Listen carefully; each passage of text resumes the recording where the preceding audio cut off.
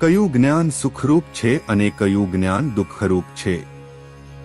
જ્ઞાન હોય પરંતુ પરમાત્માની ભક્તિ ઉપાસના આશ્રય ન હોય તો શું પરિણામ આવે? પ્રશ્નના જવાબ માટે સાંભળો સાગર કથા 2 જૂન 2024ના અમૃત બિંદુ. વક્તા પરમ પૂજ્ય સદ્ગુરુ શ્રી રામકૃષ્ણદાસજી સ્વામી. શ્રી સ્વામિનારાયણ સંસ્કારધામ ગુરુકુળ ધ્રાંગધ્રા. સાચો જન્મદિવસ ઉજવ્યો એ કહેવાય કે ભગવાનને ભગવાનના ભક્તની આશીષ મળે અને પરમાત્માની વિશેષ ભક્તિ થાય, અંતર્મુખ વૃત્તિ થાય તો એ જન્મદિવસ સાચો ઉજવ્યો કહેવાય.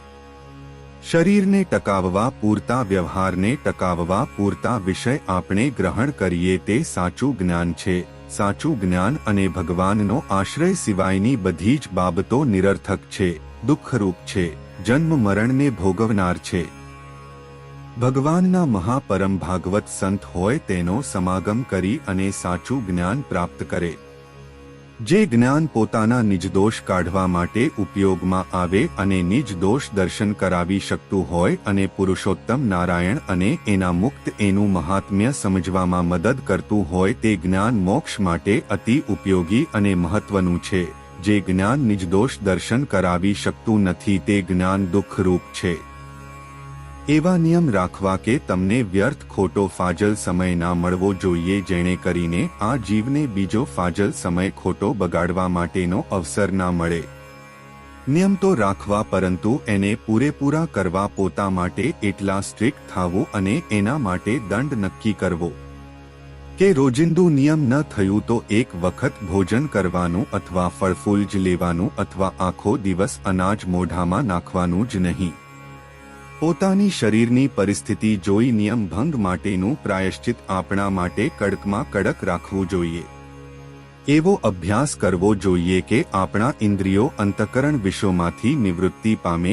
એવું જ્ઞાન થયું પણ ભગવાનનો આશ્રય જો ન હોય તો એ જ્ઞાન વિષયોથી જગતથી અને માનો કે ઠેઠ અક્ષર પર્યંતની ધરતી અને એના પદાર્થો એની સમૃદ્ધિ સામર્થ્યથી ત્યાં સુધી જીવ કદાચ પહોંચી શકે પણ પરમાત્માની ભક્તિ ઉપાસના ના હોય તો અક્ષરથી પર પુરુષોત્તમ નારાયણના ચરણ કમળ સુધી ગતિ ના કરી શકે.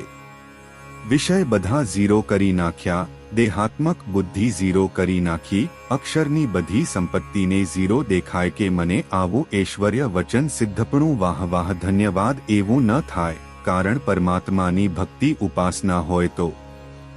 જો ઉપાસનાને ભક્તિ ન હોય તો ચાહે તે લોકમાં અને ચાહે તે લોકની ધન સંપત્તિ અને પદાર્થમાં આત્મા બદ્ધ થઈ જાય. ચાહે તેવી ઉપાધિ આવે, ચાહે તેવું કષ્ટ આવે પણ પોતાના ઇષ્ટદેવના સ્વરૂપ સિવાય, મહારાજની કૃપા રાજીપા સિવાય સંકલ્પ સુધા સ્વપ્નમાં ન થાય.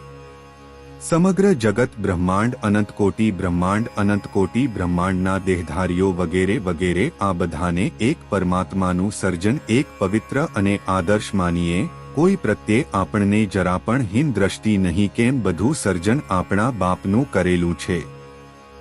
આ બ્રહ્માંડ એની રચના કરેલી છે. આસ્તિકતા સુખનું મૂળ છે, નાસ્તિકતા દુઃખનું મૂળ છે.